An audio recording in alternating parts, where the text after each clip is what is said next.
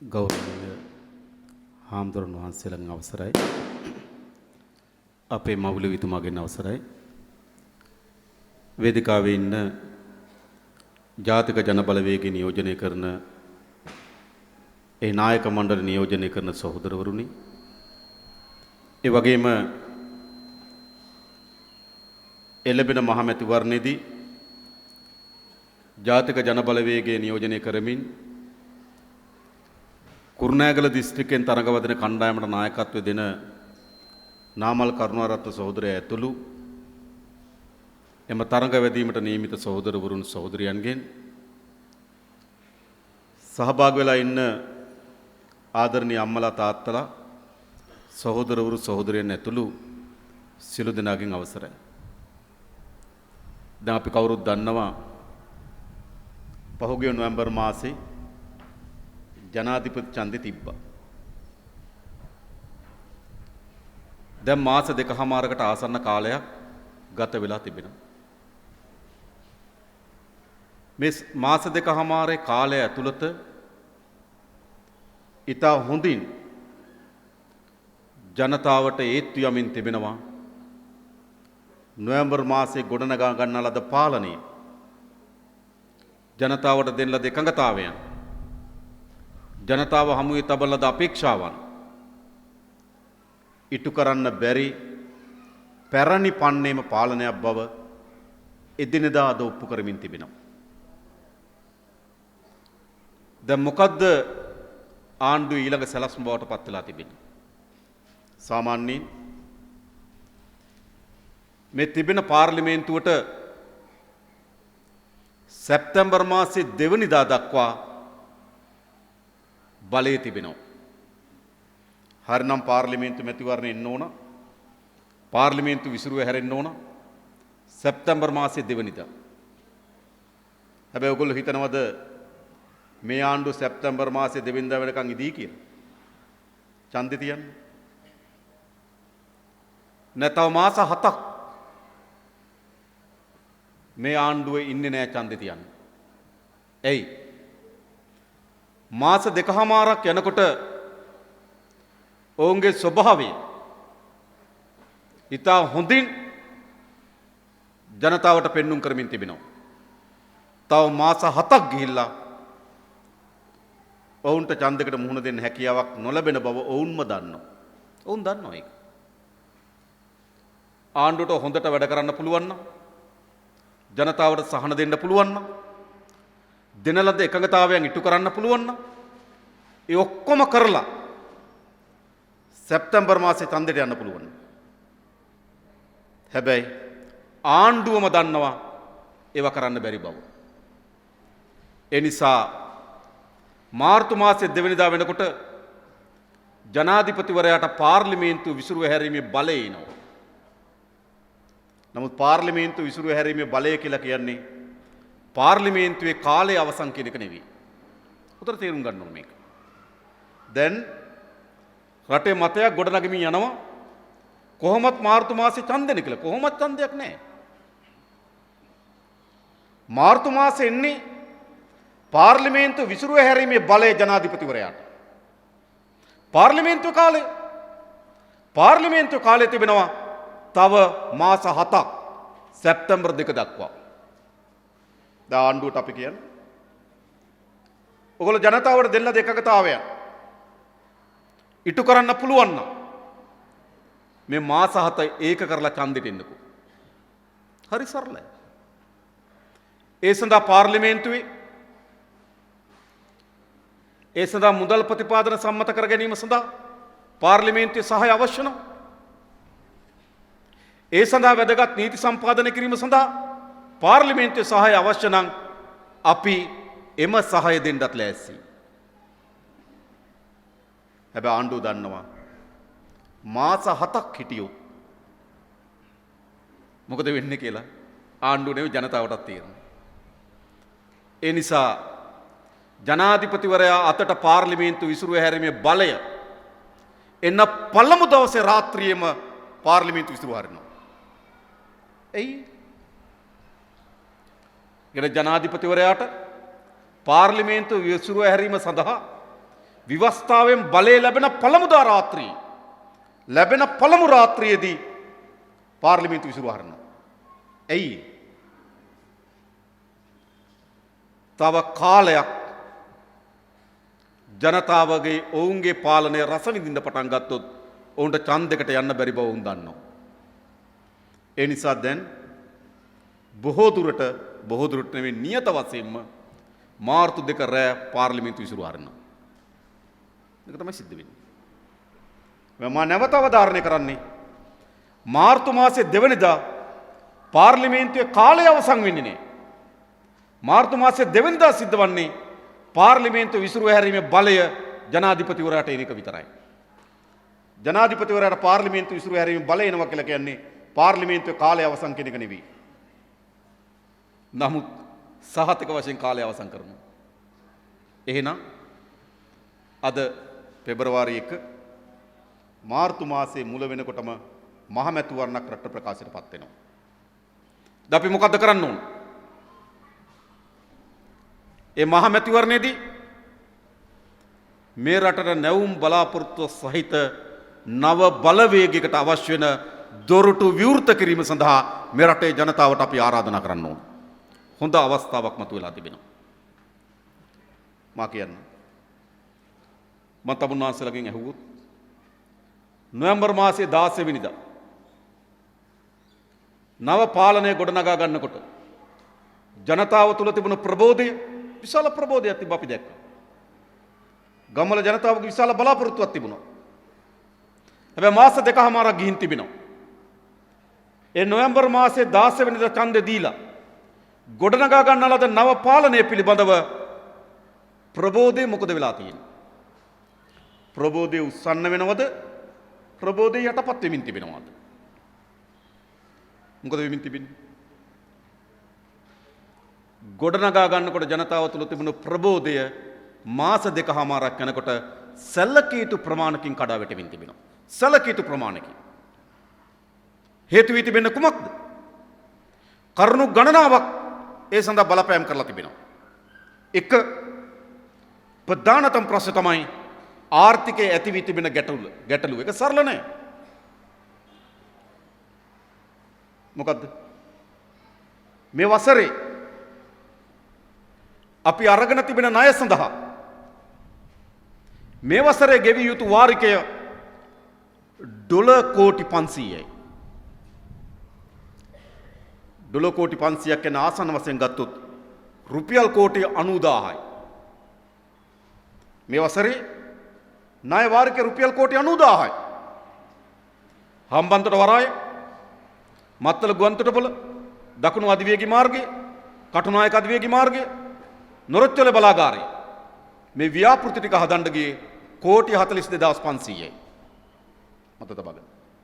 එන හම්බන්තොට වරාය, මත්තල ගුවන්තොටුපොළ, දකුණු අධිවේගී මාර්ගය, කටුනායක අධිවේගී මාර්ගය, නොරොච්චොල බලාගාරය හදන්න ගියේ කෝටි 42500යි. මේ වසරේ ණය පොලි වාරිකය කෝටි 90000යි. මොකද සිදු වී තිබෙන්නේ? මේ අපේ රට කවර ආර්ථික හිරවීමකට ගෙනත් තිබෙනවද? ඒ නිසා අද අපි මුහුණ දී තිබෙන ප්‍රධානතම ගැටලුව මේ ණය වාරිකය ගෙවා ගන්නේ කොහොමද? මට මතකයි ජනාධිපති ඡන්ද කාලෙදී මාධ්‍යවේදියෙක් ඇහුවා මේ ප්‍රශ්නේ ගෝඨාභය මහත්මයාගෙන්. ගෝඨාභය මහත්තයා ඔළුව එහෙට මෙහෙට කරකවලා මහින්ද මහත්තයාගෙන් ඇහුවා. මහින්ද මහත්තයා උත්තරයක් දුන්නා බලය දෙන්න සල්ලි හොයාගන්න හැටි කියන්නම් කියලා. එහෙම සල්ලි හොයන්න බෑ. ජනාධිපතිකම සමග ඇලඩීන්ගේ පුදුම පහන හම්බ වෙන බව දැනගෙන හිටියත් දන්නේ. නේද? එහෙම හිතුවත් දන්නේ. නෑ ජනාධිපතිකම සමග තමයි ජනාධිපතිකම විතරයි. ඇලඩීන්ගේ පහන හම්බ වෙන්නේ නෑ. දැන් මොකද වී තිබෙන්නේ? දැන් ආණ්ඩුවේ සැලසුම මොකද වී තිබෙන්නේ? ආණ්ඩුව එක්කෝ මේ ණය ගෙවීම සඳහා ණය ගන්න ඕන. ණය ගන්න වෙන්නේ අරන් තියෙන ණය වලටත් වඩා වැඩි පොලි අනුපාතිකයකින්. ඒ නිසා දැන් ආණ්ඩුව ඇතුලේ ඇති වී තිබෙන සාකච්ඡාව කුමක්ද? මේ අපි ගෙවන්න තියෙන කෝටි 90000 ගෙවනවා වෙනුවට ඒක ණයක් බවට පත් කරගන්නවා. තේරුණාද දැන්? කවුරු හරි කෙනෙක් නේද? ගමේ කෙනෙක් රුපියල් 10000ක් ණය ගෙවන්න වෙලා තියෙනවා. මොකද කරන්නේ? මේ මාසේ වාරිකේ 1000යි. 1000 ගෙවනවා වෙනුවට ඒ 1000ත් ණයට එකතු කරගන්න. එතකොට ණය 11000ක් වෙනවා. 1000ට විතරක් පොලිය ගෙවනවා. ඒක අපේ ණය ප්‍රමාණය කෝටි 90000ක් එකතු වෙනවා. ඒ 90000ට මේ අවුරුද්දේ පොලිය ගෙවනවා. ඒ කියන්නේ මොකද්ද? ණය කඳු ගොඩ ගන්න ආර්ථික සැලැස්මට තමයි ආණ්ඩුව අවතීර්ණ වෙමින් තිබෙන්නේ. ඒ අර්බුදය මොකද වෙමින් තිබෙන්නේ? ඒක ඉතා පහළට අද කාන්දු වෙමින් තිබෙනවා. උඩ තලයේ තියෙන ණය අර්බුදය පහළ රාජ්‍ය සේවකයට, ගොවි ජනතාවට, පහළ බීමේ ජීවත් වෙන ජනතාවට, ව්‍යාපාරිකයට මේ හැම දෙනාටම මේ ආර්ථික ඇති වී තිබෙන කඩාවැටීම අද කාන්දු වෙමින් තිබෙනවා. විශ්‍රාමික ගිහපු අයට 2016 ජනවාරි මාසේ 1 වෙනිදා සිට විශ්‍රාම ගිහපු අයට විශ්‍රාම වැටුපේ විෂමතාවයක් නිර්මාණය වුණා. ඒ නිර්මාණය වෙන බව එදා ආණ්ඩුව දැනගෙන හිටියා. ඒ නිසා ඒ කාලේ විශ්‍රාම ගිහපු අයට දීපු විශ්‍රාම ප්‍රදානපතේ විශ්‍රාම දෙනකොට අර ප්‍රදානපතක් නියෝජිත දෙනවනේ. විශ්‍රාම ප්‍රදානය කියලා එකක්. අන්නේ ප්‍රදානය කියන පත්‍රිකාවේ කියනවා ඔයාට අද වැටුප මේක 2020 ජනවාරි මාසේ 1 වෙනිදා වැටුප මේක කියලා. ඒ වැටුප සටහන් කරලා දුන්නේ. 2017 විශ්‍රාම ගියා නම් එයාට කියන ඔයාගේ අද වැටුප මේක 20 ජනවාරි වල වැටුප මේක. 2018 විශ්‍රාම ගියා නම් එයාට කියන ඔයාගේ අද වැටුප මේක 2020 ජනවාරි මාසේ වැටුප මේක කියලා. එමේ වැටුප වර්ධනය අනිවාර්ය ලෙස හිමි වී යුතු තිබුණා.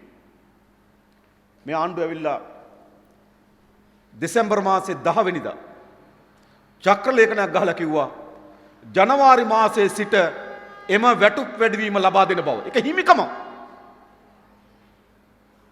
ලබා දෙනව ප්‍රකාශ කරා. හැබැයි ජනවාරි මාසේ 20 වෙනිදා චක්‍රලේඛනයක් ගහලා කියනවා වැටුප් වැඩිවීම නතර කරා විශ්‍රාමිකයන්ගේ. ඇති කරා මේක. ඊළඟ අපේ රට රාජ්‍ය සේවයේ විශාල වැටුප් විෂමතාවයක් නිර්මාණය වෙලා තිබුණා. ඒ නිර්මාණය වෙලා තියන්නේ ඇයි? අපේ රටේ වැටුප් වැඩි වී තිබෙන්නේ යම් ක්‍රමයකට නෙවෙයි. යම් සලස්මකට අනුව නෙවෙයි. අපේ රටේ වැටුප් වැඩි වී තිබෙන්නේ අරගල කරලා හයිය තියෙන තැන්වල වැටුප් වැඩි වෙනවා. දුර්වල තැන්වල වැටුප් වැඩි වෙන්නේ නැහැ.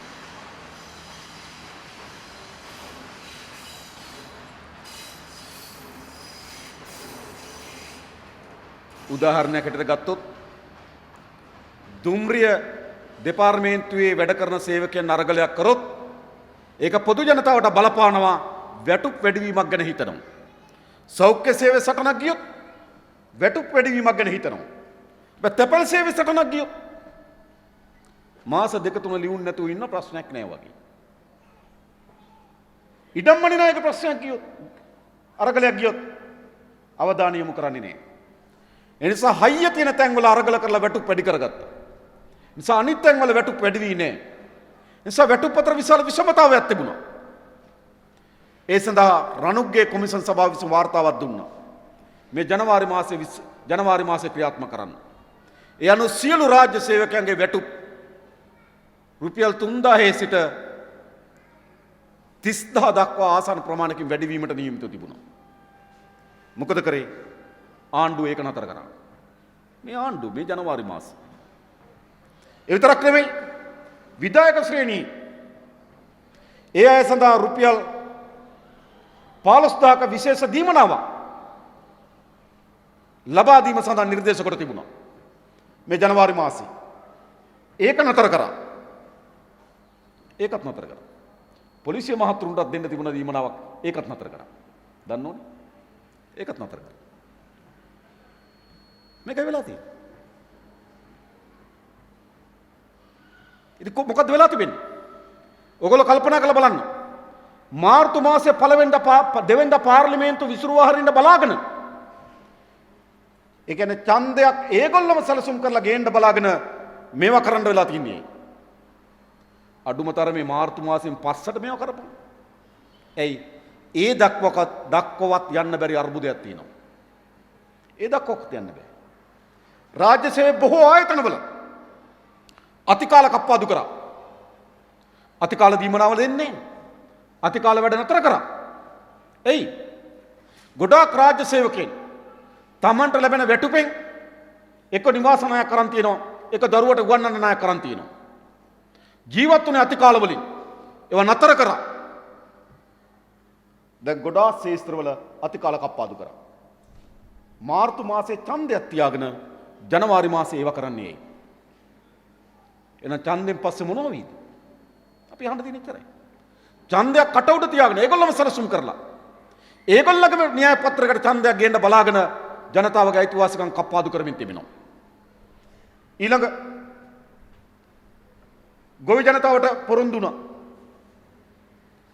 පොහොර සහනාධාරයක් වෙනුවට පොහොර නොමිලෙම දෙනවා කියලා. දපේ නාමල් සහෝදර පෞද්ගලික දවසල ඉතාම හොඳින් ඉලදරව් කරා නේද? නොමිල තියා සල්ලි වලටත් පොහොර නැත් තත්ත්වයක් ඇති කරා. මොකද වෙලා තියෙන්නේ?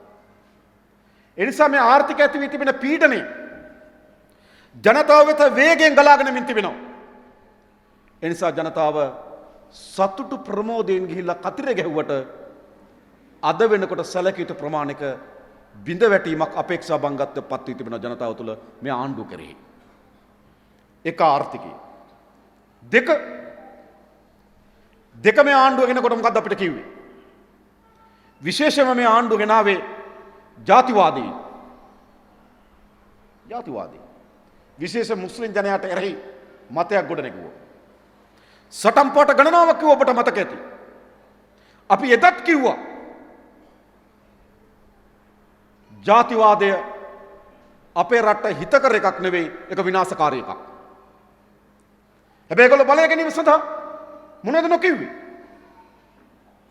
එක පැත්තකින් කිව්වා රිසාද් බදුද්දීන් අත්අඩංගුවට ගන්නවා කිව්වා. කිව්වනේ නේද? රිසාද් එළවනවා, රිසාද් අත්අඩංගුවට ගන්නවා කිව්වා. සාෆි දොස්තරව හිරේ දානවා කිව්වා. මර්දසා පාසල් වහනවා කිව්වා. එක නීතියක් ගේනවා කිව්වා. නැගෙනහිර සරියා විශ්වවිද්‍යාලය වහලා දානවා කිව්වා. මතකද? කියපුවා. අද මොකද වෙලා තියෙන්නේ? රිසාද් බදුද්දීන් කියනවා පුළුවන් නම් ගනින් කියනවා. කිව්වනේ. එයි ජාතිවාද මත දේශපාලනය කරේ මේගොල්ලෝ. සාෆිය අත්අඩංගුවට ගන්නවා කිව්වා. තීන්දුව කරන දොස්තරකම දෙන්න, ආපහු රස්සාව දෙන්න. ඒවා දෙන්න වෙනවා. ජාතිවාදී වෙපරුයි. නගර විශ්වවිද්‍යාලය වහනවා කිව්වා. හැබැයි බේරුවලත් විශ්වවිද්‍යාලයක් දාන්න ඉඩ කඩ හදා දෙනවා. බොරු වෙපරුයි. එමණිද මර්දසා පාසල් වහනවා කිව්වා. හැබැයි ලියාපදිංචි කරනවා කියනවා. ඉතින් ඒවා කියන්න තිබුණේ ඡන්ද කාලේ. ඒ දැන් කියන්නේ. ඒ නිසා එදා සිංහල ජනතාව තුළ නිර්මාණය කර ජාතිවාදයක් විශේෂයෙන් මුස්ලිම් ජනතාවට එරෙහිව මතයක් නිර්මාණය කරා. හැබැයි දැන් ඒ සඳහා පෙරට ආපු ජනතාව අද තේරෙනවා කියපු දේ නෙවෙයි කරන්නේ. රිසාද් ගන්නවා වෙනුවට ඒක අනිත් පැත්ත වෙලා තියෙනවා. රිසාද් පුළුවන් නම් ගනින් කියනවා. ඒ නිසා ආණ්ඩුව වපුරන ලද ජාතිවාදය උපයෝග කරගන්න පුළුවන් ආණ්ඩුවක් ගන්න. හැබැයි ජාතිවාදයෙන් ආණ්ඩුවක් කරන්න බෑ. ඒක මෙල්දරුව වෙමින් තිබෙනවා. ඒ නිසා ඔබ ගිහිල්ලා ගම්වල ඉන්න අපේ අහිංසක අම්මලා තාත්තලා රැවට්ටුවා. ජාතිවාදය අවුස්සලා. අද පෙන්눔 කරන්න ඔවුන්ගේ කියමන් සහ ඔවුන්ගේ කෙරුමන් අතර තියෙන පරස්පරතාවය. එතන තිබෙන අපිට අවස්ථාව. ඒ නිසා ඒවමනාවෙන් පෙළ ගැහිච්ච ජනතාවත් අද ඉන්නේ කලකිරීමෙන්. ඊළඟ ආණ්ඩුව පෙන්눔 කරේ කුමක්ද? ඊළඟ ආණ්ඩුව කිව්වා දේශප්‍රේමී ආණ්ඩුවක් කියලා.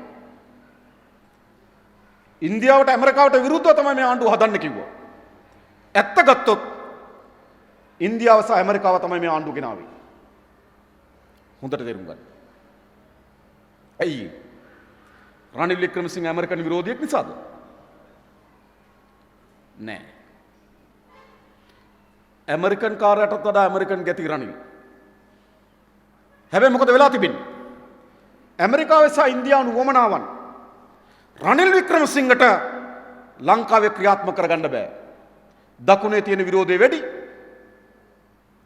MCC කිවිසුම රනිල් වික්‍රමසිංහ සාකච්ඡා කරේ 2016 අවුරුදු 4ක් ගිහිල්ලා MCC කිවිසුම අත්සන් කරගන්න බැරිනවා රනිල් එක්ක. රනිල් අකමැති නිසා නෙවෙයි, රනිල්ට දකුණේ විරෝධයක් තියෙනවා. ජනතාවගේ විරෝධයක් තියාගෙන ඒක අත්සන් කරන්න බෑ. MCC කිවිසුම 2016 සාකච්ඡා කරේ. හැබැයි අවුරුදු 4ක් ගිහිල්ලා රනිල්ට අත්සන් කරගන්න බැරි වුණා. සෝෆා කිවිසුමෙන් තමයි ඇමරිකන් හමුදාවට ලංකාවට ආපුවම ලංකාවේ නීතියට යටත් නොවන ප්‍රතිපාදන සකස් කරලා දෙනවා. ලංකාවේ නීතියට අදාළ නැති වෙන ඒගොල්ලෝ. ඒගොල්ලෝ බලපාන ඇමරිකාවේ නීතිය. ඇමරිකන් හමුදාකාරයෙක් වාහනයක් කෙලවගෙන ගිහිල්ලා අනතුරක් සිද්ධ වුණොත් අපේ පොලිසිය මහත්තයාට ලියන්න අයිතියක් නැහැ. ඒක තමයි සෝෆා කිවිසුම. ඇමරිකන් හමුදාකාරයෙක් ඇවිල්ලා අපේ සාමාන්‍ය පුරවැසියෙකුට ප්‍රහාරයක් කළ කරොත් ඔහුට පැමිණිල්ලක් දාන්න අයිතියක් නැහැ පොලිසියට ගිහිල්ලා. ඒක තමයි සෝෆා කිවිසුම. හැබැයි 2017 ඉඳන් සාකච්ඡා කරා අවුරුදු 3ක් ගිහිල්ලත් රනිල්ට අත්සන් කරගන්න බැරි වුණා. ඒ විතරක්. හම්බන්තොට වරාය චීනට විකුණපු දවසේ සිට මත්තල ගුවන්තොටුපළ ඉන්දියාවට දෙන්න එකඟ වුණා. හැබැයි රනිල් වික්‍රමසිංහට ඒක විකුණ ගන්න බැරි වුණා. එයි දකුණේ විරෝධය වැඩි. නොරොච්චල බලාගාරයේ ටෙන්ඩර් කැඳවීමෙන් බලාගාර ඉදිකිරීම සඳහා ටෙන්ඩර් කැඳෙව්වා. ටෙන්ඩර් කැඳවීමෙන් තේරුණේ ඉන්දියානු NPC කියන සමාගම. ඉන්දියාවේ NPC කියන සමාගම තමයි තේරුණේ. තේරුණාට පස්සේ මහින්ද රාජපක්ෂ කරපු දේ තමයි ඉන්දියානු සමාගම අයින් කරලා චීන සමාගමකට දුන්නා. ඒක තමයි පහුගිය කාලේ ඡන්දවල සල්ලි දුන්නු කම්පැනි. ඕවට තමයි දුන්නා. මේකට ඉන්දියාව තරහ වුණා. මහින්ද මොකද කරේ? කිසිදු ටෙන්ඩර් කැඳවීමකින් තොරව NPC සමාගමට සාම්පූර් බලාගාරයක් හදන්න දුන්නා. එහෙමයි ඉන්දියානු සමාගම සාම්පූර් වලට ආවේ. හැබැයි මහින්ද රාජපක්ෂ මහත්මයා ටෙන්ඩර් කැඳවීමකින් තොරව සාම්පූර් බලාගාරය හදන්න දෙනකොට ඉන්දියාවට හැබැයි අවුරුදු 4ක් ගිහිල්ලා ඉන්දියාවට මුල් ගලක් තියාගන්න බැරි වුණා. මොකද ප්‍රශ්නේ? ඒ නිසා මොකද වෙලා තිබෙන්නේ? රනිල් වික්‍රමසිංහ මොනතරම් ඇමරිකානු ඉන්දියානු වමනාවන් අනුව වැඩ කටයුතු කරත් රනිල් වික්‍රමසිංහලාට ඒ දේවල් මේ පොළොවේ කරගන්න බැරි වුණා. රනිල් අත්සන් කරපු එකම කිවිසුම ඇමරිකාවත් එක්ක මොකද්ද? රනිල් ඇමරිකාවත් එක්ක අත්සන් කරපු එකම කිවිසුම එක්සා කිවිසුම. එක්සා කිවිසුම මොකද කරේ? ඕනෑම වෙලාවකට ලංකාවට ඇමරිකන් හමුදාවට එන්න පුළුවන්. අපේ ගොඩබිමත් අපේ මුහුදත් අපේ ගුවනත් දෙන්න අපි එකඟයි. ඒ කියන්නේ මොකද්ද? ඇමරිකන් නාවික හමුදාවට එන්න පුළුවන්. ඇමරිකාවෙන් ගුවන් හමුදාවට එන්න පුළුවන්. ඇමරිකාවේ පාබල හමුදාවට එන්න පුළුවන්. ගොඩබිමත් මුහුදත් ගුවනත් දෙනවා අපි ඇමරිකාව. හමුදාවට ඕන වෙලාවකට විවෘතයි. ඒ විතරක් නෙවෙයි ආහාර, තෙල්, ජලය ලබා දෙන්න අපි බැඳිලා ඉන්නවා. ඒ විතරක් නෙවෙයි sannivedana උපකරණ දෙන්න අපි බැඳිලා ඉන්නවා. ඒ නිසා තමයි අපි කිව්වේ ඉරානයත් එක්ක ගැටුම පටන් ගත්තා නම්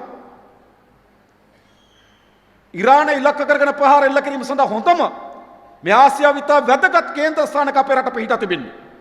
අනිවාර්යෙන් ඇමරිකන් හමුදාව අපේ රටට එනවා. එන්න පාවිච්චි කරන්නේ මොකද්ද? එක්සා ගිවිසුම. එයි අපි බැඳිලා ඉන්න ගොඩබිමත් මුහුදත් ගුවනත් ඇමරිකන් හමුදාවට දෙන්න.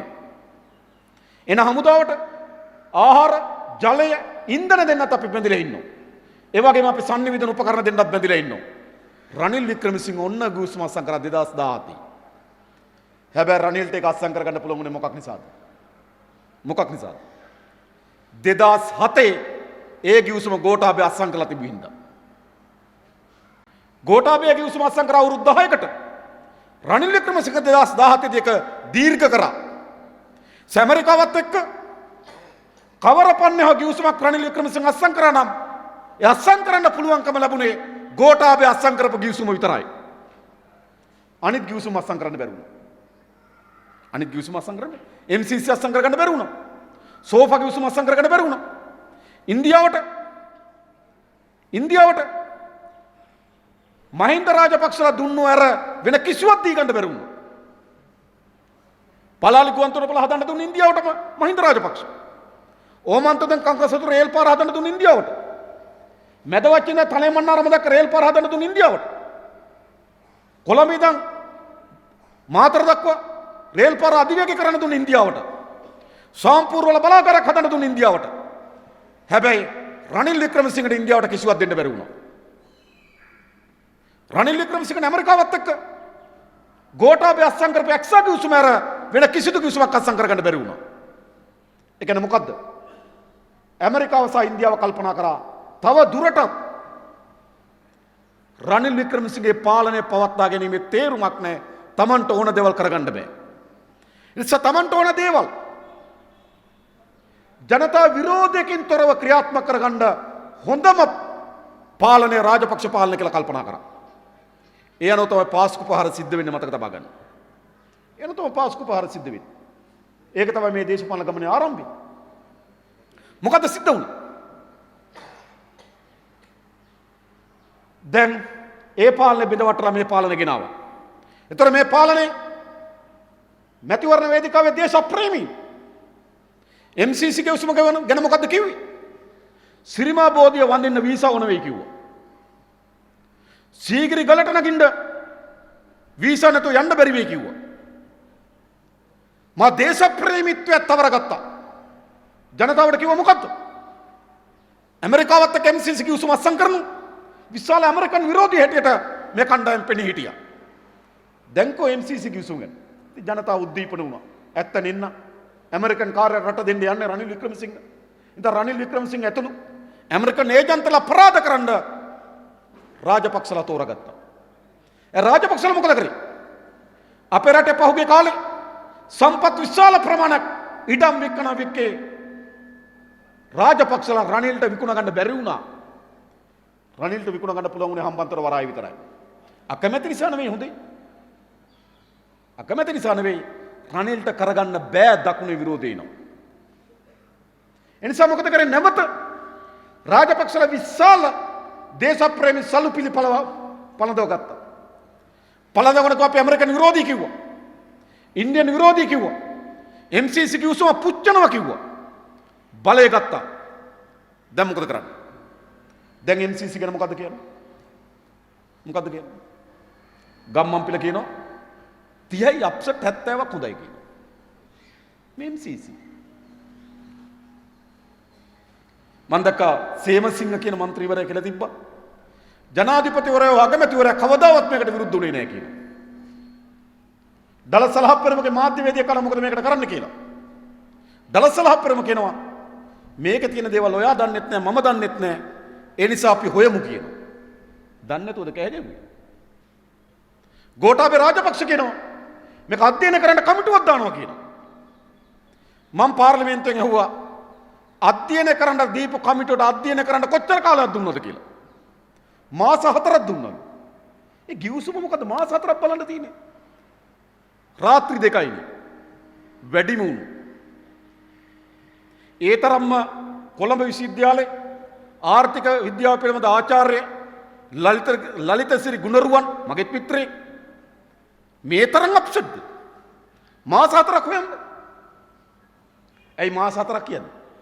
මහචන්දට පස්සේ. මතක තියාගන්න. නැත්නම් මොකද මාස 4ක් අධ්‍යයනය කරන්න තියෙන්නේ? රෑ 2ක් නැගිටලා හිටියා. ප්ලේන් ටි 4ක් විතර බිව්වා. උදේ වෙනකොට වාර්තාව දුන්නා. දෙන්න පුළුවන්. මාස 4ක් ඉල්ලනවා. මාස 4ක් ඉල්ලනවා විතරක් නෙවෙයි ඊයේ පෙරේද කියන මොකද්ද? අපි ජනතාවගෙන් අහනවලු. ජනතාවගෙන් අහන්න දෙයක් තියෙනවා. නොවැම්බර් මාසේ 16 වෙනිදා ජනතාව තීන්දුව දීලා තියෙනවා. තව අහන්න දෙයක් නැහැ. මේ කියන්නේ මොකද්ද? මේ තෙපර බබා කෙකර ගගා එන්නේ වෙන මොකටවත් නෙවෙයි MCC ගිවිසුම අත්සන් කරන මාතන්නෙන් පස්සේ. විරෝධකින් තොරව. මොකද බග? ඒ වගේම සෝෆා ගිවිසුමත් අත්සන් කරන මේගොල්ලෝ. පුළුවන් නම් අද නෑ කියන්න. සෝෆා ගිවිසුම් පිළිබඳ වෙන සාකච්ඡා ඔක්කොම අත්හිටු වුණා කියලා කියන්න. නතර කරනවා කියලා කියන්නේ. MCC ගිවිසුමේ සාකච්ඡා නතර කරනවා කියන්නේ. මත්තල ගුවන්තොටුපළ විකුණන්නේ නැහැ කියලා කියන්නේ. ප්‍රසන්න රණතුංග මොකද්ද කිව්වේ? මත්තල ගුවන්තොටුපළ සඳහා අපි විදේශ ආයෝජකයෙක් කැඳවන්න ලෑස්ති කිව්වා. ඒ ඉන්දියාව. රනිල්ට දී ගන්න බැරි එක ඉතාමත් මෘදුව මේගොල්ලෝ දෙනවා. එනිසා මේ ආණ්ඩුව බැලු බැලමට ඇමරිකන් ඉන්දියානු විරෝධී ආණ්ඩුවක් වුණාට මේ ආණ්ඩුව ගෙනාවෙම ඇමරිකාව සහ ඉන්දියාව. අදේ න්‍යාය පත්‍රකයාත්මකින් තිබෙනවා. එනිසා දේශප්‍රේමීත්වයේ සලුපිලිවලට රැවටිලා ඒකෙන් නංගන ලද හඬට මුසපත් වෙලා ගියපු ජනතාවත් අද මොකද වෙමින් තිබෙන්නේ? කියපු දේ නෙවෙයි මේ ගැන කියන්නේ කියන කලකිරීමක් ඇති වෙලා තියෙනවා මාස දෙකමාරක් යනකොට. ඒ විතරක්. ඊට පස්සේ අපිට කිව්ව මොකද්ද? දැන් මේ සැරේ හදන්න වෙනදා වගේ ආණ්ඩුවක් නෙවෙයි.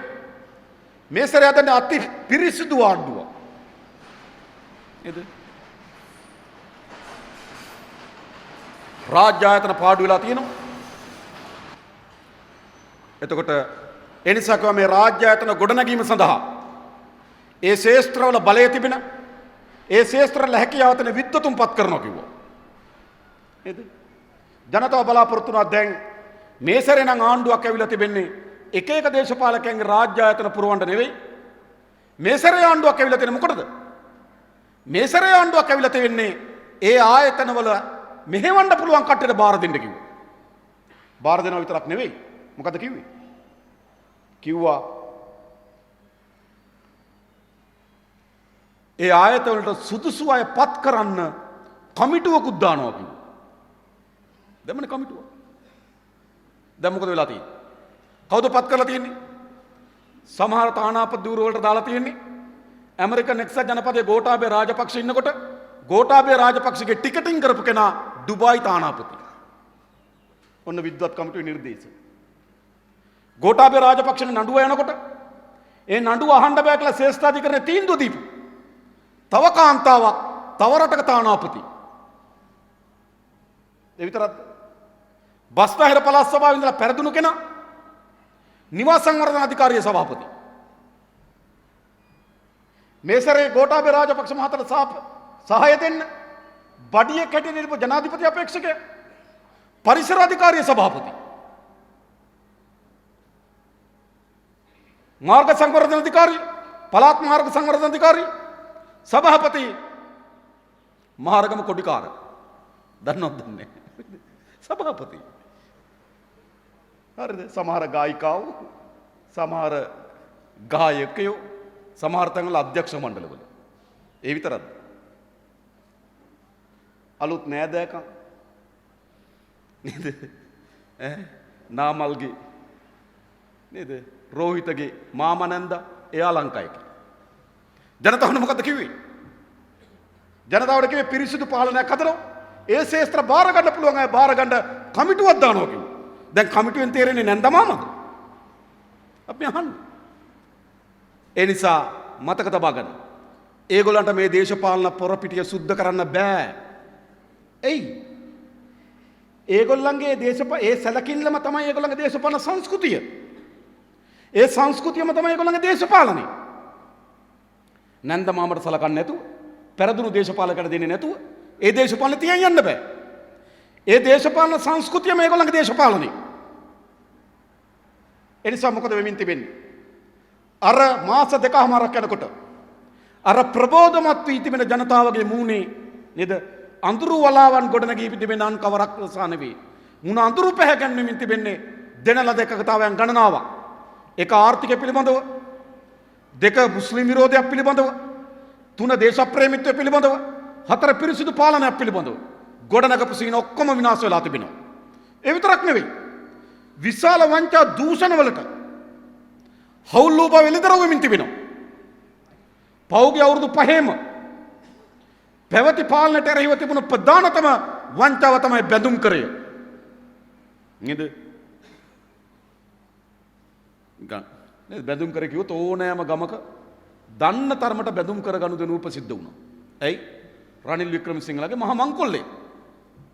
ඒ මංකොල්ල පිළිබඳ අපි පරීක්ෂණ කරගෙන ගියා කෝප් සභාවේ. පරීක්ෂණ කරගෙන යනකොට අපිට තොරතුරු ආවා. මේ සැරේ විතරක් නෙමෙයි ඊට කලිනුත් ගහලා තියෙනවා කියලා. ඊට පස්සේ කෝප් සභාවේ නිර්දේශයක් දුන්නා මහා බැංකුවට කරුණා කරලා පරණ බැඳුම් කර ගනුදෙනු පිළිබඳවත් පරීක්ෂණ කරන්න කියලා. ඊට පස්සේ නේද? ඒ කියන්නේ මේක හොයාගෙන යනකොට තමයි යහුන්නේ මේ පළමු වතාවට සිද්ධ වෙච්ච ගනුදෙනුවක් නෙවෙයි මීට පෙරත් මේ ගනුදෙනු සිද්ධ වෙලා තිබෙනවා. එතන ඒ ගනුදෙනු ගැන පරීක්ෂණ කරන්න කියලා කිව්වා.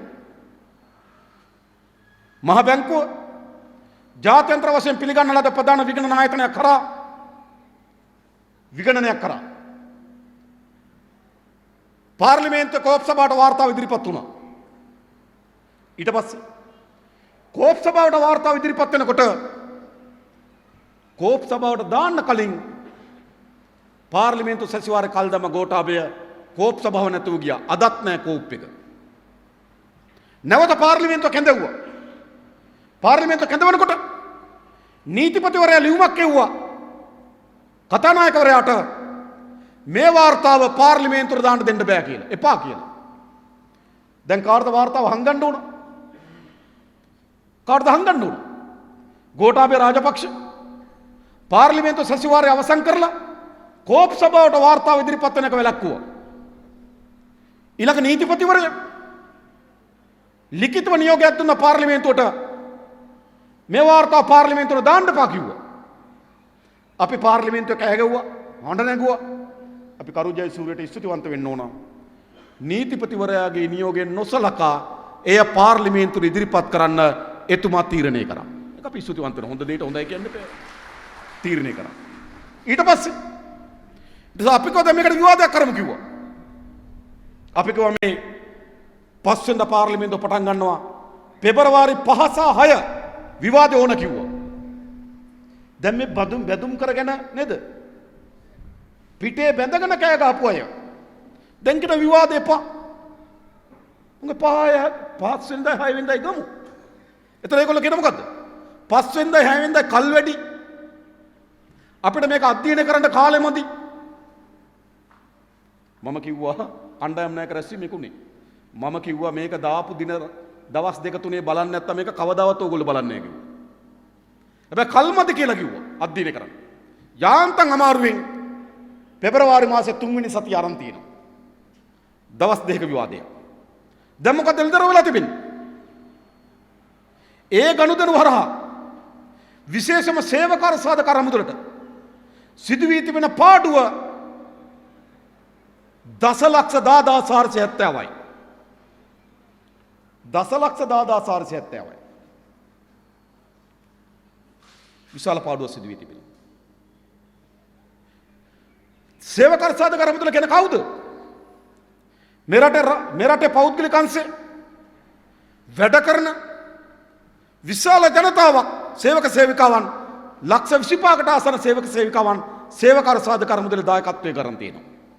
මෙන්න මේක ජනතාවට කරන්න ආව පාර්ලිමේන්තුව 3න් 2 නැති වුණා. මෙන්න මේක රාජ්‍ය සේවකයන්ට පඩි වැඩි කරන්න ආව පාර්ලිමේන්තුව 3න් 2 නැති ඉඳ බැරි වුණා. එහෙම දුන්නේ නෑ. වැඩි කරන්න තියෙන වැටුප් කැපුවා කැබිනට් මණ්ඩලයේ තීන්දුව අරගෙන. ඒ නිසා 3න් 2 ප්‍රශ්න මොකද්ද මේකේ ඉන්නේ?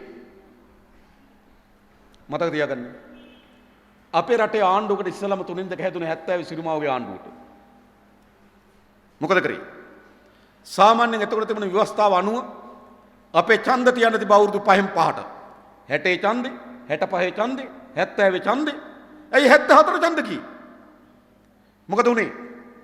සිරිමාව බණ්ඩාරනායකට ලැබිච්ච 3න් 2 උපයෝග කරගෙන 75 තියන්න ඕන ඡන්දෙ තිබ්බේ නැහැ. මහා ඡන්දෙ තියන්න නැතුව කල් දැම්මා. ඔන්න 3න් 2 ප්‍රතිඵල. ඉන්දු ලංකා කිවිසුම අත්සන් කරේ. පාර්ලිමේන්තු 6න් 5 බලය උපයෝග කරගෙන.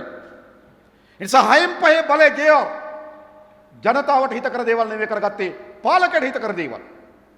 ඊට පස්සේ 2010 දී මහින්ද මහත්තයාට 3න් 2ක් ආවේ නැති වුණාට නේද? මහින්ද මාත්‍ර 3-2 ඡන්දෙදි දුන්නේ. හැබැයි UMP කට්ටියනේ දෑත් සවි කරන්න ගිහිල්ලා සවිමත් කරන්න ගිහිල්ලා 3-2 හදලා දුන්නා. 3-2 හදලා දුන්නා. දැන් මතක තබා ගන්න. 2005 ඉඳන් 2010 දක්වා මහින්ද රාජපක්ෂ මහත්තයා පාර්ලිමේන්තුවේ බහුතරය තිබෙත් නැහැ. බහුතරය තිබෙත් නැහැ. 2010 ඉඳන් 2015 දක්වා පාර්ලිමේන්තු මන්ත්‍රීවරු සල්ලි වලට අරගෙන 3-2 හදාගත්තා. රාජපක්ෂගේ පාලනය ගැන විවේචන අඩුවෙන් තියෙන කොයි කාලෙකද? 3-2 නැති කාලෙද 3-2 ඇති කාලෙද? 2005 ඉඳන් 10 දක්වාද 10 ඉඳන් 15 දක්වාද? 3-2 ඇති කාලේ විවේචන වැඩි, 3-2 නැති කාලේ විවේචන අඩුයි. එහෙනම් 3-2 හිත කරුණා. දැන් මේ මහ බැංකුවට නේද මිලියන 10470ක් වැඩේ දුන්නේ 2012 දී 3-2 තියාගෙන 18ට සංශෝධනය ගෙනල්ලා නේද කොමිෂන් සභාව හොස්තු කරලා ජනාධිපතිවරයාට හැමදාමත් බලේ ඉන්න පුළුවන් ව්‍යවස්ථා සංශෝධනය කරගත්තේ 3-2කින්. අපි නැවතත් මේ ආණ්ඩුවෙන් අහන්නේ 3-2 නැතුව කරගන්න බැරි වෙලා තියෙන වැඩේ මොකද්ද? ඒතර කියන 19 වෙනි සංශෝධනය අහෝසු කරන්න ඕන. හරි අපිට කියන්නේ අයියයි මල්ලි දෙන්නම එකට නැගලා කියන්න අහෝසු කරනවා කියලා. එහෙම කියන්න ඕන. මල්ලි එක තරම් කියන අයිය සද්ද නැහැ. දැන් අපිට ඡන්දට කලින් මොකද්ද කිව්වේ?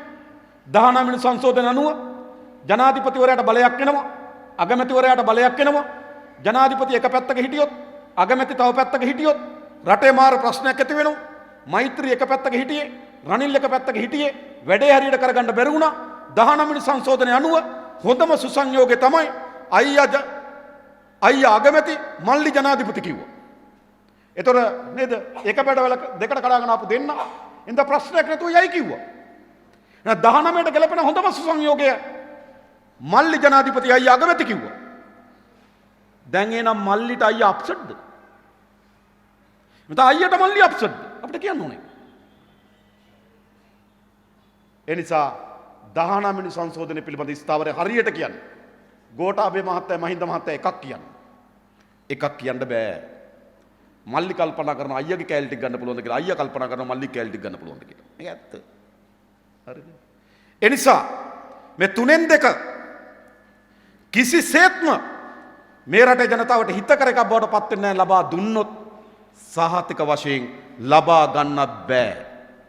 ඡන්දෙදි බෑ. පුළුවන්ද? බෑ. හැබැයි අනතුරු තියෙන එතන නෙවෙයි. ඡන්දෙදි ගන්න බැරුණාට සැදී පැහැදී ඉන්නවා පාර්ලිමේන්තුවට එන UNP අය අරගෙන ආණ්ඩුවක් හදන්න. UNP අය ගන්නවා. මම මේ ළඟදී ඇහුවා ආණ්ඩුවෙක් කෙනෙක්ගෙන් ඇයි දැන් ගන්න නැත්තේ කියලා. දැන් අපේ ලැයිස්තු වල ඉඩමඳිනේ. දැන් මේ කුරුණෑගලින් UNP එක්කෙනෙක් ගිහිල්ලා මහින්ද මහත්තයා ගාවට ඒකේ ලැයිස්තුවේ ඉඩ ගන්න පුළුවන්ද? ගන්න බෑ. දිනන්න පුළුවන්ද? දිනන්නත් අමාරුයි. අර ලැයිස්තුව ගොඩක් බලවත් ලොකුයි. ඒ නිසා මොකද්ද කියන්නේ? උඹ UMP ඉඳලා ඒකෙන් ඉල්ලලා മന്ത്രിකම ආරම්භ වරෙන්. මේක තමයි සූත්‍රය. മന്ത്രിකම ආරම්භ යන්නේ. එක්සත් ජාතික පක්ෂය. පක්ෂයක් නෙවෙයි තව දුරටත්. අවුරුදු 15ක් ගහ ගන්න. 15ක් පොඩි කාලයක්.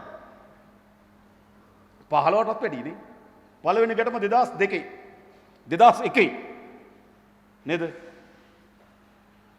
නේද? ඒ ගැටම කෙලවර වුණේ කට්ටියක් ආණ්ඩුවට ගිහිල්ලා. චන්ද්‍රිකාට හේතු වෙලා. ඊළඟ ගැටුම ආව 2007. 2007 ගැටුම ආවේ කරු ඇතුළු 17 දෙනෙක් මහින්ද ගාවට ගිහිල්ලා. ඊළඟ ගැටුම ආව 2012 දී. ඒකෙත් කට්ටියක් ගියා. දැන් ගැටුම මේ අවුරුදු 15,000ක් ගහගන්න පක්ෂයක්. මේ නායකකම මොකද පක්ෂද මේවා? අවුරුදු 15ක් ගහගන්න. හවසට කෘත්‍යාධිකාරී මණ්ඩලය කැඳවනවා නායකයා තෝරන්න. උදේ කෘත්‍යාධිකාරී මණ්ඩලයෙන් අයින් කරනවා. මරු මෑන්. හරිද? හවස 3ට රැස් වෙන කෘත්‍යාධිකාරී මණ්ඩලයේ නායකයා තෝරන්න. උදේ මොකද කරන්නේ? කෘත්‍යාධිකාරී මණ්ඩලය 4 දෙනෙක් අයින් කරනවා. පක්ෂද? ඒ නිසා මට කියන්න මේ කාල ඇතුළත ජනතාව වෙන වැඩ කරන විපක්ෂ ඉන්නකොට ගහ ගන්නවා ආණ්ඩුව ඉන්නකොට ගහ ගන්නවා. ඒ නිසා මේ ගොඩනැගෙන පාලනයට එරෙහිව ඒ පාලන විනාශකාරීත්වයට එරෙහිව ප්‍රබල සටනක් ඕන නම් MCC කිවිසුම අත්සන් කරනකොට පාර්ලිමේන්තුවේ පාරෙත් බහලා ඒක වළක්වා ගන්න ව්‍යාපාරයක් ඕන නම් සෝෆා කිවිසුම අත්සන් කරනකොට පාර්ලිමේන්තුවේ පාරටත් බහලා සටන් කරන්න ව්‍යාපාරයක් ඕන නම් අපේ රටේ ඉඩම් සම්පත විදේශිකයන්ට පවරන්න හදනකොට ඒකට එරෙහිව සටන් කරන්න පාර්ලිමේන්තුවේ එළියෙත් ව්‍යාපාරයක් ඕන නම් මේ සැරේ පාර්ලිමේන්තුවේ ශක්තිමත්ම බලය නිර්මාණය කරන්න ඕන ජාතික ජන බලවේගයට වෙන කාටවත් නොවේ. මම ආණ්ඩුව හදපු අයට කියන්නේ ගෝඨාභය රාජපක්ෂ මහත්තයාගේ ආණ්ඩුව හදන්න ඡන්දෙ දීපු අයට ජනතාවට මොකද වෙන්නේ? ඡන්දෙ දීලා ආණ්ඩුව හදාගත්තාම ආණ්ඩුව ජනතාවගෙන් ගිලිහෙනවා. ආණ්ඩුව හදාගත්තම ජනතාව ඕන වෙන්නේ නැහැ. ජනතාවට වෙන්නේ පෝර සානාධාර කපනකොට ගෙදරට වෙලා බලන් ඉන්න. ඉඩම් ටික කොම්පැනි කාරයන්ට විකුණනකොට ගෙදරට වෙලා බලන් ඉන්න. MCC කිවිසුම අත්සන් කරනකොට ගෙදරට වෙලා බලන් ඉන්න. එයි ආණ්ඩුව හැදුවාම ජනතාවගේ ග්‍රහණයෙන් ආණ්ඩුව මිදෙනවා. හැබැයි ආණ්ඩුව ජනතාවට එරෙහි වැඩ කරනවා නම් ඒ කරන වැඩවලට එරෙහිව පාර්ලිමේන්තුවේ ප්‍රබල හඬක් ඕන නම් ආණ්ඩුව පත් කරගත්තු අයත් මේ සැරේ පාර්ලිමේන්තුවට යවන්න ඕන ජාතික ජන බලවේගයෙන් කණ්ඩායමක් කියලා අපි කියනවා. ආණ්ඩුව නරක වැඩ කරනකොට ඒක බේර ගන්නවා. ඒගොල්ලොත් යවන්න ඕන අපි. අපි ඉතාමත් දක්ෂ කණ්ඩායමක් අපි ඉදිරිපත් කරලා තිබෙනවා. ඉතාමත් දක්ෂ කණ්ඩායම. අපේ නීතිඥ අපේ නාමල් සහෝදරයා, අපේ නීතිඥ මහතුරු, අපේ යහපාලනී රිසි සහෝදරයා මේ ආදි කණ්ඩායම අපි එළබෙන මැතිවරණට අපි ඉදිරිපත් කරන්න ලෑස්ති. අපි හිතන අපේ රටේ දේශපාලනේ ඉතාමත් වැදගත් හැරවුමක් අපිට ගන්න පුළුවන්. වැදගත් හැරවුමක්. ජනාධිපතිවරණයේ ප්‍රතිඵලය සමග කිසිසේත්ම මහාචන්දේ ප්‍රතිඵලය සංසන්දනය කරන්න එපා. ඒක වැරදි. ජනාධිපති ඡන්දේදී දිනන්න පුළුවන් අය අතර තරංගය ඇති වෙනවා. ජනතාවගේ කැමැත්ත, ජනතාවගේ ප්‍රසාදය අප කෙරෙහි කොච්චර තිබුණත් ජනාධිපති ඡන්දයක් වගේ ඡන්දයකදී දිනිය හැකි කියන කඳවුරු දෙකට දෝලණය වෙන එක වළක්වන්න බෑ. ඒක සාමාන්‍ය ස්වභාවයක්. ඉතිහාස පුරාවටම ජනාධිපති ඡන්දවල ස්වභාවය තියෙනවා. හැබැයි මහ ඡන්දය එහෙම නෙමෙයි. මහ ඡන්දයේදී ඡන්දයක් දීලා ආණ්ඩුවක් හදන්න පුළුවන්. ඡන්දයක් දීලා විපක්ෂයක් හදන්න පුළුවන්. ඡන්දයක් දීලා මන්ත්‍රීවරු 3-4 දෙනෙක් යවන්න පුළුවන්. ඒ නිසා සෑම ඡන්දයකටම වටිනාකමක් එනවා. ජනාධිපති ඡන්දයට වඩා වැඩි මේ කඳවුරු දෙක ඉතා හොඳින් එළදරව් වෙමින් තිබෙනවා. බලය ගන්නාලද කඳවුර ඉතා වේගෙන් ජනතාව අතරේ ඔවුන් කවුද කියන එක ඔප්පු කරමින් ඉන්නවා. ඒ නිසා ඉතාමත් හොඳින් ගම්වලට බහැලා අපිට වැඩ කරන්න පුළුවන් අවස්ථාවක් ඇවිල්ලා තිබෙනවා. හැබැයි ධෛර්ය සම්පන්න මැදිහත් වෙන්න ඕන. මාස 3යි තියෙන්නේ. මාර්තු 2 රෑ පාර්ලිමේන්තු ඉසුරු හරි බොහෝ දුරට අප්‍රේල් 25 ඡන්දෙ තියයි. බොහෝ දුරට. අද පෙබරවාරි 1 නම් තව මාස 3කට ආසන්න කෙටි කාලයක් අපිට තියෙනවා. මේ මාස 3 ඇතුළත අපි හැමදෙනාම හොඳට වැඩ කරමු. ගම්වලට යමු. අපි සංවිධාන ශක්තිමත් කරගමු. අපි සෑම මැතිවරණ කොට්ටාසකම සංවිධාන යාන්ත්‍රණය ගොඩනගමු. අපි ඉලක්ක කරගෙන ඡන්ද ගොඩනගමු. අපි සෑම කෙනෙක් ගාවට ගිහලා කතා කරමු. කතා කළ විශාල බලයක් අපි නිර්මාණය කරගමු. හොඳ ශක්තිමත් මැතිවරණ ව්‍යාපාරයක් කරන්න පුළුවන් පදනම අපි පෙබරවාරි මාසය ඇතුළත ශක්තිමත් කරමු. මේ ඉන්න අපේ හැම දෙනාම එකවන්ව ධෛර්ය සම්පන්නව කිසිසේත්ම ඇකිලෙන්නේ නැතුව සහතික වශයෙන් මේ ජයග්‍රහණය ජාතික ජන බලවේගයට අත්පත් කර දෙනවා කියන අදිස්ථානයෙන් යුතුව වැඩ කරන්න මැදිහත් වෙමු කියලා මම ඉල්ලනවා. පුළුවන් මේක කරන්න. කාටද ඇවිල්ලාද කාට හරි ඇවිල්ලා කියන්න පුළුවන් උළු දෙන්න, වැසිකිලි පෝච්චියක් දෙන්න, රස්සාවක් දෙන්න. ඒ જાතියේ දේශපාලනය කරනකොට දේශපාලනයක් කරන්න කාටවත් පුළුවන් කමක් නැහැ. අද මේ රටේ දේශපාලනය කරන්නේ ජාතික ජන බලවේගයේ විතරයි මතක තබා ගන්න. අනිත් ඔක්කොම ඇවිල්ලා මොනවද? ඒගොල්ලන්ගේ දේශපාලන යාචක දේශපාලනය. පෝච්චියක් දෙන්න, තහඩු දෙකක් දෙන්න නේද? උදුළු තලයක් දෙන්න, සාරියක් දෙන්න. යාචක දේශපාලනයද? දේශපාලන කියන්නේ ඒක නෙවෙයි. ඊට වඩා වෙනත් දිශාවට ආර්ථික දැක්මත් සහිත, දේශපාලන දැක්මත් සහිත මෙරට මෙහෙවීම සඳහා යම් බලයක් අපි නිර්මාණය කරගන්න ඕන. අන්නේ බලය සඳහා ඉතාමත් හොඳ අවස්ථාව තමයි මේ මහමැතිවරණය. ආණ්ඩුව සැප්තැම්බර් මාසේ 2 වෙනිදා විසිරුවාරින්න තියෙන පාර්ලිමේන්තුව මාර්තු මාසේ 2 වෙනිදා විසිරුවාරින්නෙම Taman දන්න Tamanට අනාගතේ විය හැකි ප්‍රතිඵල. අනාගතේ හොඳයි නම් සැප්තැම්බර් 2 දක්වා ඉන්නවනේ. ඊට කලින් විසිරුවාරින්නේ. අනාගතේ අප්සෙට් බව අපිට වඩා හොඳට දන්නවා ආණ්ඩුව. ඒ නිසා අන්නේ අප්සෙට් අනාගතයේදී ජනතාවගේ අයිතිවාසිකම් කප්පාදු කරනකොට, රටට විනාශකාරී ප්‍රතිපත්ති ක්‍රියාත්මක කරනකොට, රට පාවා දෙන කිවිසුම් අත්සන්කරන ලෑස්ති වෙනකොට, ඒකට එරෙහිව ශක්තිමත් බලවේගයක් හැටියට ජාතික ජන බලවේගය අපි පිහිටුවලා ඉදිරියට ගෙනලා තියෙන්න ඕනකම තිබෙනවා. අන්න ඒ වෙනුවෙන් අපි හැමදෙනාම වැඩ කරමු. අපි අපේක්ෂක කණ්ඩායම තවත් අපි ඔයගොල්ලන්ට ඒ වගේම කියලා තවත් අද වේදිකාවට ගොඩ නොවැදුණු කණ්ඩායමක් අපි ගාව ඉන්නවා. ඒ හැමදෙනාම එළඹෙන මහමැතිවරණ ඉතාම ශක්තිමත්මම කණ්ඩායම අපි ඉදිරිපත් කරනවා. ඒ කණ්ඩායම ඔබේ ගම් ඇතුලේ නේද, ගම්මාන ගෙල්ද ගිහිල්ලා නිවෙස් වලට ගිහිල්ලා පුද්ගලයා මුණ ගැහිලා ස්වේච්ඡා සංවිධාන මුණ ගැහිලා හැම කෙනත් එක්කම සාකච්ඡා කරලා නව පරිවර්තනයකට අපි දොරටු විවෘත කරගනිමු. ඒ වෙනුවෙන් සියලු දෙනාට එකතු වෙන්න කියලා ආරාධනා කරමින් මම නතර වෙනවා. බොහොම ස්තුතියි හැම දෙනාටම. ජය වේවා කියලා ප්‍රාර්ථනා කරනවා.